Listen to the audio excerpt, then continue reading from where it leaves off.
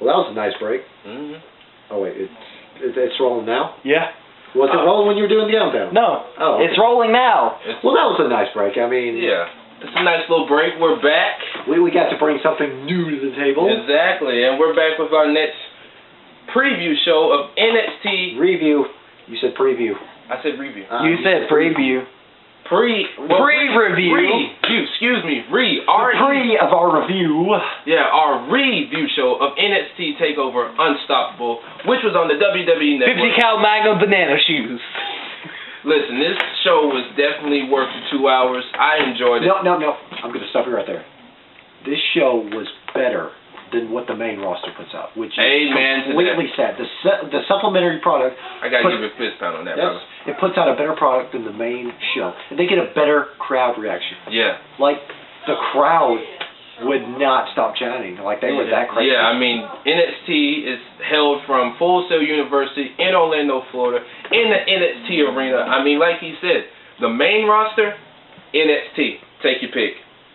I mean... I'd go, yeah. I mean, do we need to say more? They pretty much have the same, same thing to them like TNA does. Yeah. I mean, TNA, they put on a good product, but they just don't have the viewership. Yeah. I mean, they're trying. It's overshadowed by lack of caring. Regardless of what we say about TNA, even though this is not about TNA, but regardless of what we say, good or bad, they're trying. And we hope that TNA keeps afloat. Yeah, I mean, like we said, this show here was definitely worth, every takeover show is worth the hype because, I mean, you got guys who've been in the business 5, 10 years and just put on one hell of a show trying to get to that next level.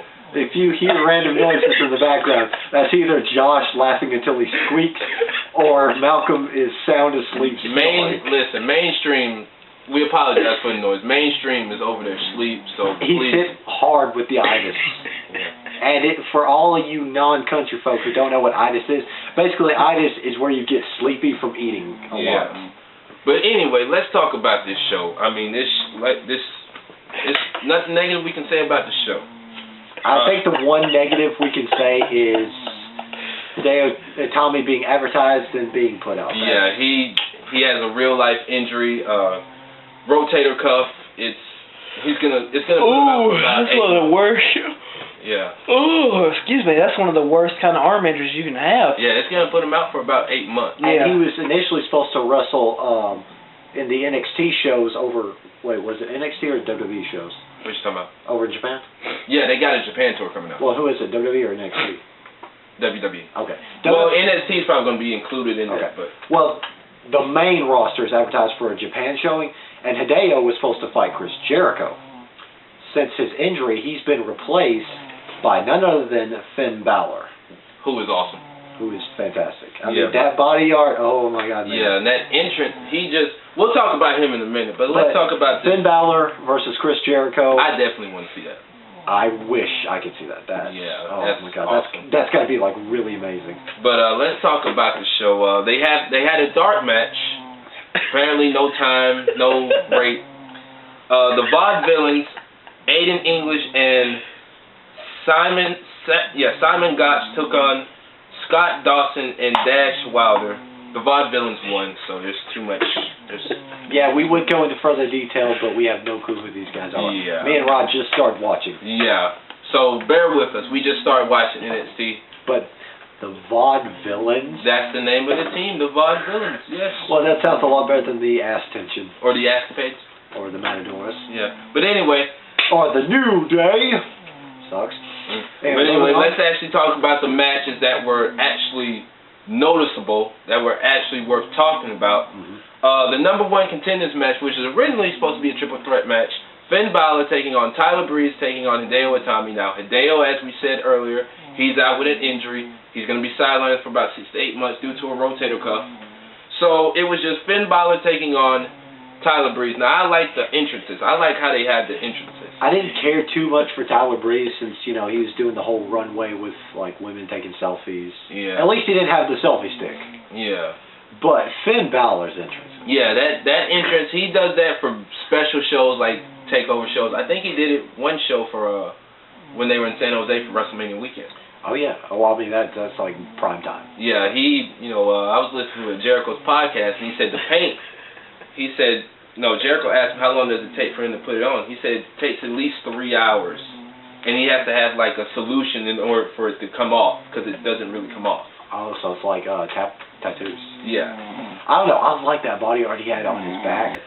That body art. Yeah. That Eye of Balor. Oh, yeah. That is fantastic. I wonder who he gets to put that on, because I forgot who he said. I know I was listening to the show, and I can replay it for you after we do this review show. I know it had to be somebody professional, because he couldn't. Yeah. He couldn't have done that himself. Yeah, he said he actually tried it himself, but like with a professional, like he does airbrush, I guess. Yeah. But like with a professional, he said it takes at least 3 hours to put it on. He has to have a solution in order for it to come off.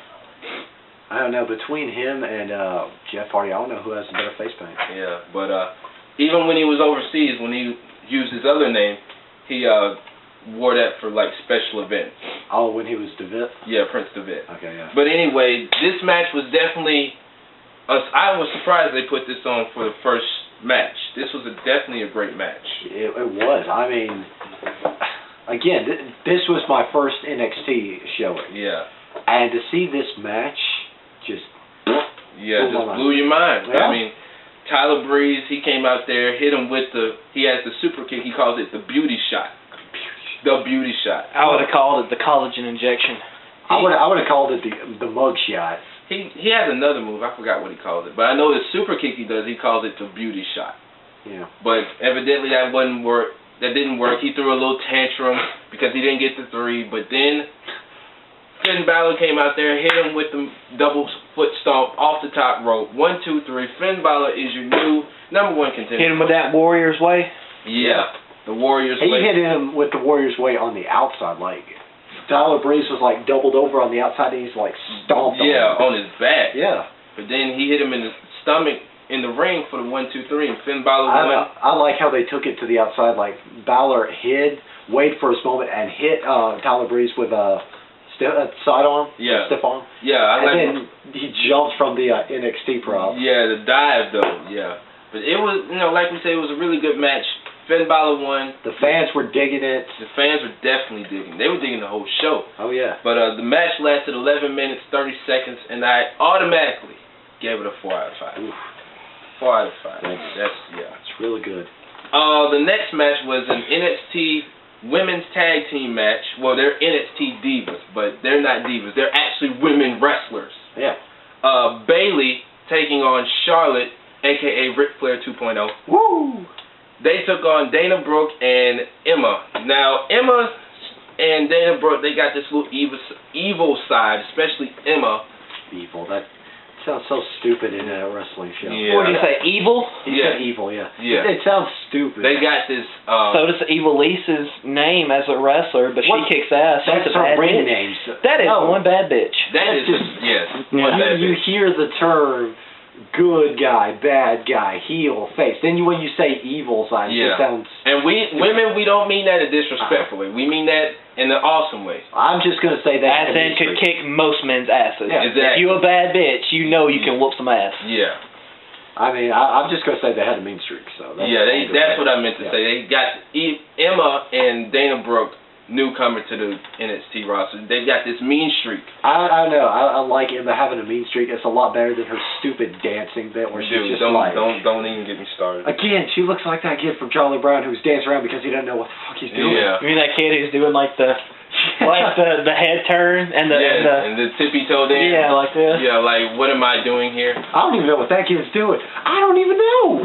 But anyway, it was a little miscommunicated. This match was good, This match got a little time, same as the main roster, but it was actually better than the main roster. It put the tag team match from Payback to shame. Yeah. I was more invested in this match than the one from Payback. Yeah, a little miscommunication. How long has it been since you've actually been invested in a women's match?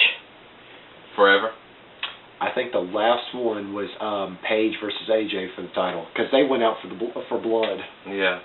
But what was that, years ago? No, it was like last year. Yeah, last year. Right. Before WrestleMania. Yeah, but like I said, a little miscommunication at the end. Bayley, she has her finisher. It's called the Bayley the Belly. It's like a belly-to-belly suplex. Yeah. And then Charlotte was trying to hit the figure 8. Bayley came in, kind of messed it up, but they still got the win though. And then they did that Ric Flair strut at the end. The crowd loved it.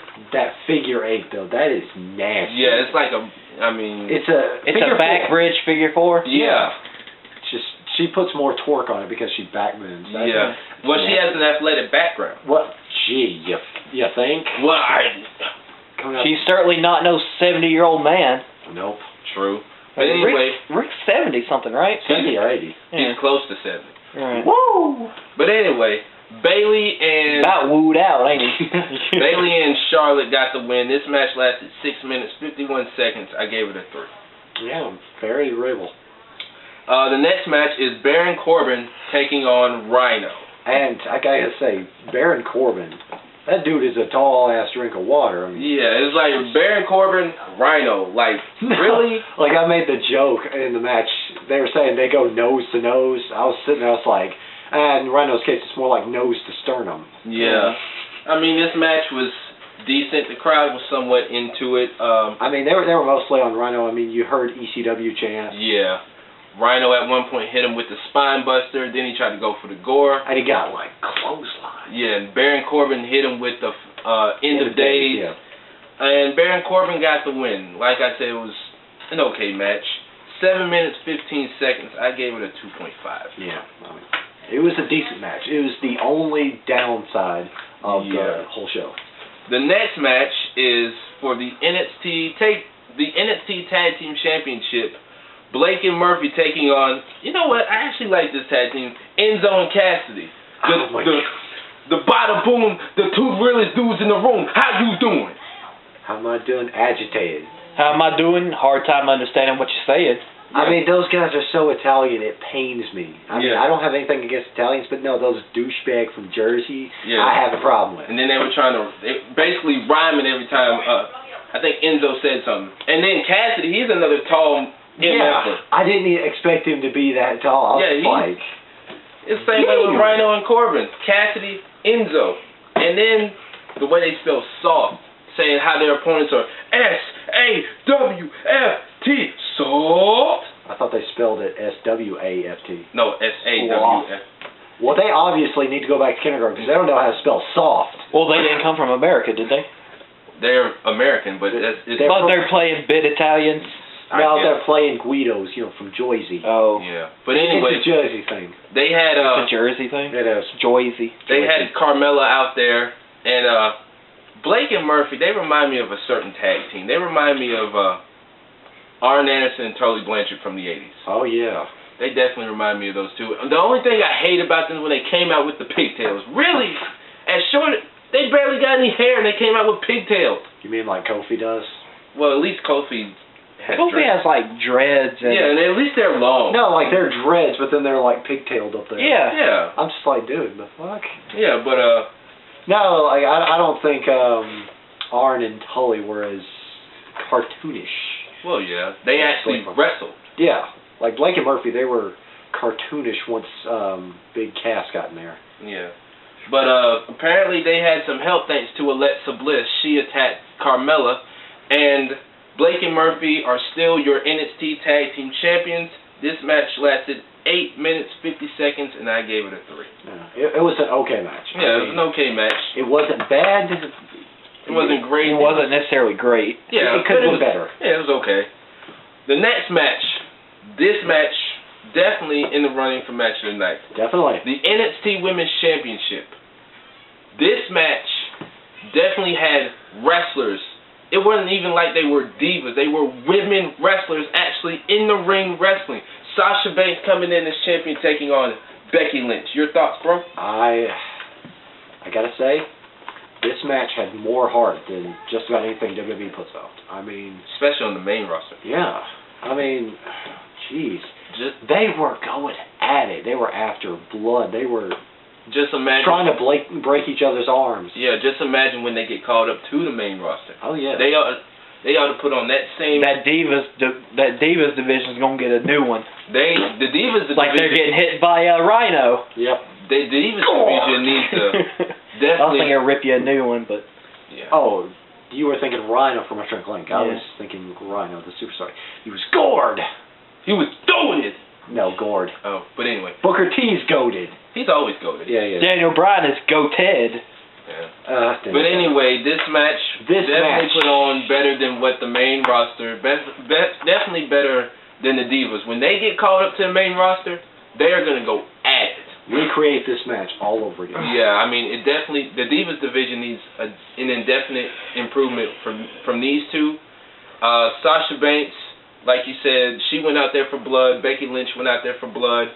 Becky Lynch tried to hit her with the cross arm bar. A couple of times didn't work. I said Becky Lynch. Yeah. And then Sasha Banks tried to go out there. She tore it up. In the end, Sasha Banks won by submission with the bank statement, retaining the Women's Championship. I mean, 15 minutes, 33 seconds was definitely worth it. And I gotta say, I had no clue that Becky Lynch was Irish. Yeah, she's Irish. But that sexy red hair, though. I was gonna say that accent, though. Yeah. Like a female Sheamus? Better than that. Basically, her voice was a bit smoother. Right. Yeah. But she had that Irish, accent, and it was fantastic. And I like in the end how when she got up, everybody gave her a standing ovation. Yeah, like they came in, like she came in there, and the fans were chanting for Sasha. And some fans were chanting for. As the match went on, yeah. The fans changed. I mean, she was in there crying because she lost a big match, and the fans were giving her support. Yeah, because she put on one hell of a show. She did. The crowd was definitely 50-50. And I like how some of them have like the 10s for Sasha Banks because she's the boss. Yeah. Boss. She calls herself the boss. But, like I said, Sasha retained with the bank statement, won by submission. I gave this match a 4. So you'd be willing to rewatch that as a rematch? Oh, yeah. No, I would watch that, boom. Because, check that. 52 times. Check that 100 times. Because, even during the live events, Sasha Banks and Becky Lynch and Charlotte, they go out there and put one hell of a match, even when they had the live events in Philly, Cincinnati, wherever. NXT, hands down, is awesome. It's sad. Especially their women's division. It's sad that the supplementary product puts on more of a show than the main roster. Definitely in running for match of the night. Now, the main event, let's talk about the match first. Okay, yeah. Let's talk about the match first, though. This is a rivalry going back to the last Takeover show. Ever since this guy came into the fold, Kevin Owens, the NXT champion, taking on Sami Zayn. Now, Sami, they let him go, though he's got an injury too. They let him go. They let him compete, which I commend WWE for that because he really wanted this match. This was just an all-out fight. It was. You've seen Kevin Owens go out there and dominate whoever he's fighting. Yeah. This time, Sami Zayn was beating him around the ring. Owens just couldn't get off the blocks. At one point, you thought Kevin Owens was going to powerbomb him on the floor, and Zayn was holding on to the guardrail like, no, I'm going to beat the tar out of you. Yeah. It was fantastic seeing Sami Zayn whoop Kevin Owens. Yeah, and then in the end, it was trouble for Zayn. He got powerbombed on the apron. It ended up going to a no contest, so... Zayn was hurt. Regal and the referees tried to get him off of him. He headbutted Regal. Yeah. Well, Regal, grabbed him by the nose, and then Kevin Owens turned around and just, headbutted him. And basically the match ended in 13 minutes. Like we said, Owens still is the champion. But the ending. The ending. Do we need to talk about the ending? Well, first you got to give the rating. The rating, I gave it a 4. All right, yeah. The match basically ended up going to a no contest due to, Kevin Owens just attacking Zayn. The match ended with Kevin Owens, picking at Zayn, just beating him down. Yeah. And then the ending. Well, you see, through this whole fight, because nobody could stop Kevin Owens, I thought, the number one contender, Finn Balor, was going to come out there, just make himself known that he's in the running. Out comes one of the most hyped superstars for the NXT roster. Basically the hottest free agent in the industry right now. Samoa Joe. Now they're calling him the submission specialist. All right, well, okay, that's a lot better than, giving him a cartoony name. Yeah. Because, he was the Samoan submission machine. I like that. That was good. It was, I'm guessing it was dubbed by Taz, you know. Yeah. The human suplex machine. Yeah, but the crowd went nuts. I went nuts. I bet you he was on the toilet flipping his shit when he saw it. No, my head just exploded. Well, as many manly points as I'm about to lose, I basically busted out into that little squeal. Because I did not expect it. That was just like the biggest curveball. Yeah, I was just watching. I was just like, oh my God, Samoa Joe just came out. And then he had that standoff with Owens, and Owens just backed off. Yeah, he tried to back off, and then Joe got right back in his face. Like, Joe wasn't scared. He was like, listen, I'm here for you. You're not going to take over. There's a new sheriff in town. Samoa Joe is there now. Joe basically said in a post-match interview that he has been wrestling at a major wrestling organization around the world. With those guys. Yeah, and now he's coming to NXT to fight. I was thinking, like, the ending should have been, like, the lights go out, like, he throws Zayn in the ring, Kevin Owens throws Zayn in the ring, power bombs, and the lights go out, Samoa Joe pops up, the crowd just loses it. I thought they were actually going to start fighting until, Kevin Owens just walked away. I agreed with the crowd, let them fight. Yeah, I love the ending, though, the way they had it, but overall, when Samoa Joe came out, it was over. Next NXT event like that, they should have Joe versus Owens. Oh. Not for the title, just a straight-up fight. No, they definitely should have it for the title. Really? Okay. No DQ. No DQ. Falls count anywhere. Street fight. Yeah. But, I mean, Takeover was definitely worth it. Definitely worth watching. If you haven't watched it, or if you watched it and you want to go rewatch it, watch it on WWE Network. Check that. Watch it 10 times. Yeah. Free for the month of May. Scratch that. I'd watch that 15 times. Yeah. Free for the month of May if you're new, which time's running out. Yeah. I bet you they're going to put another free in June. I doubt it. Well, they're struggling to get viewers back. Yeah. You well, know, they got 1 million subscribers. Well, yeah. Well, they say they've got 1 million, but I bet you they took a hit. Substantial hit. After Royal Rumble. Yeah. So, yeah. But anyway, overall, I give Takeover a 4 out of 5. I'd say that was agreeable because that was the first NXT show that I've watched since I've gotten the network. Yeah. Well, the only time I've ever watched NXT is like highlights when they post them on the YouTube channel or the website or whatever. Yeah. But it was definitely worth watching. Definitely worth 2 hours. Oh, yeah. I mean... We'll see the fallout come next week. Yeah. But superstars and matches of the night. Superstars, Finn Balor, Sasha Banks, Becky Lynch for that awesome women's match they had. Thank you. And Samoa Joe. I'm going to give it to him. Joe's gonna kill you. Joe's gonna kill you. And that's exactly what the fans were chanting. I love that chant. Me too. And matches of the night were the women's title match and the NXT Championship match. All because of that Joe reveal. Yes. But that's enough of our reviews. You know what time it is?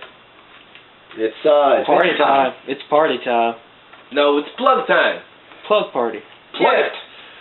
First of our plugs is Sarah from Dorkopedia. Hopefully she's got new stuff. She's probably working on something. I don't know. Who knows? I haven't asked her. I didn't want to bug her, so, yeah. Yeah. We got something new, exclusive. Now, I've kind of revealed it, but that's my fault. Something exclusive coming soon. Y'all already... Something coming down the pipeline. Yeah. Just in time for our first anniversary. Oh, first anniversary show coming up in July. July 7th. What about the other plug? Oh, Devin Cooks. Check him out. What's he cooking up now? Anything new? I hadn't checked it yet, but last week he had some sweet and spicy chicken, which looked really good. I saw him at work, and I told him, I checked that video out. Yeah, go check him out. Maybe next time he puts out a video, he's going to be cooking a new recipe, probably cooking up some trouble. Yeah, ain't no telling. But y'all already know what we got: Instagram, Twitter, Facebook, YouTube. Subscribe to us, follow us, like us, all that good stuff. Yep. And then since our plug party is done, I guess take a sneak peek at what's to come. Next week we have our preview of Elimination Chamber. I'm glad they brought back the Elimination Chamber. Now, it's not going to be on pay-per-view. It's just going to be on the WWE Network, so make sure you check that out on May 31st, the very last day of May. And we're not having one Elimination Chamber match, but we're having 2 Elimination Chamber matches. 1 for the Intercontinental Champion, and the other is going to be a first-time member, but it's going to be for the Tag Team Champions. What? Yes. The hell? Yes, Xavier Woods. Looks like it's going to be a New day. There's a new day coming. Yeah, new day. There's a new day coming. We'll have a preview, P-R-E, and a review, R-E, of Elimination Chamber. And then we will have a review of Elimination Chamber. That's right. But other than that, any more plugs before we sign off? Nope. Anything else coming down the pipeline? What, pay-per-view wise? Not pay-per-view wise, but anything else? Not that I know of. Okay. I'll keep you updated. Yeah, we're working on something else. Hit us up on Destiny if you can. Yeah. Hit us up on Destiny. We'll be happy, since House of WonderShop will be happy to run through the arena. I don't know if we'll be happy to help out through Trials of Osiris. I wouldn't be stepping over the line saying fuck Trials right in its ass, but. Okay, I'll put it to you this way: Pockets and I are not going to help out with Trials. There's going to be other people in our clan who will gladly help out with Trials. Yeah. So our residential trial experts, Chuck and Incinerator. You mean Blaine? Yes. You need to bring a bunch of burn hills if you're going to play with him. Yes. Wahaha. But yeah. Well, other than that, tweet us, comment on our videos, subscribe to us, like us, go to our Facebook, look at our Instacrap, our shitter. Yep, our shitter. Other than that, I'm Mr. Toot His Horn himself, Roddy Dottie. That's right. I'm War Machine MJ. That's Pockets on the camera, and we hope you have a fantastic Memorial Day.